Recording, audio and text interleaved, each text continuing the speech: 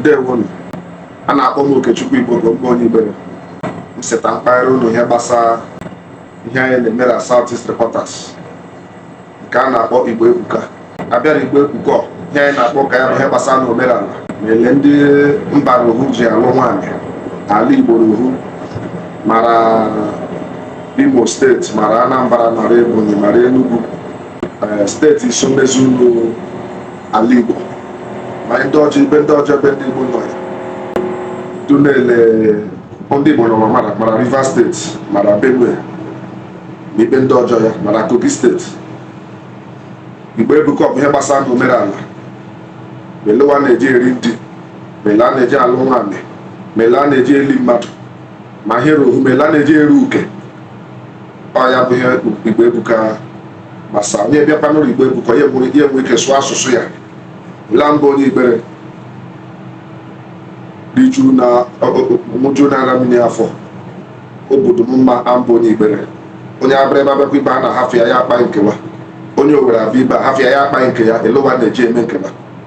Ma ndị nọ n'ofe mmiri, ma ndị nọ na Amerịka, ma ndị nọ na UK, ma ndị nọ na Europe, ma ndị nọ na Asia, onye ọbụla nwe opportunity ya kpaghere Igbo, ya akpa ile ndị beba na-eji eme.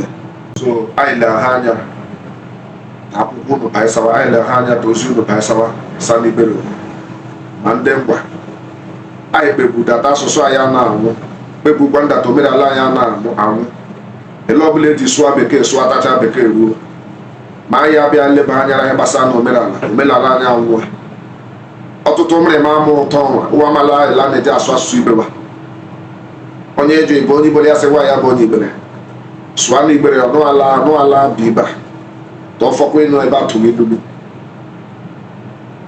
Nwanne m nwa mewe ya amụnwo sị m gwọ m bịazi nwa ya nwoke dị gbanụ up to ohu afọ 30 years. Omeela na-eji aga ọjị nwoke bụ n'ụdị mkpa bụ n'ọfara ụlọ papa ya, mama ya bịasị nwa bịazi nwata ele a na-eji agọkwala ọjị. Ala Igbo ibe a mmadụ chọsa ndị ele ọ na-enye ụmụrị ma amakwa ele a na-eji ekwa irufu, ụwa amakwa ele a na-eji aga ọjị, ụwa amakwa ihe bụ omenala. Ọ ya bụ ihe anyị ji gosa Igbo Ebuka. So mmarụ na ada echere ubi ji ada aka. Anyị legha anya ịnasa ozi unu ibe ọbụla unu sa n'ala Igbo. Ndewo.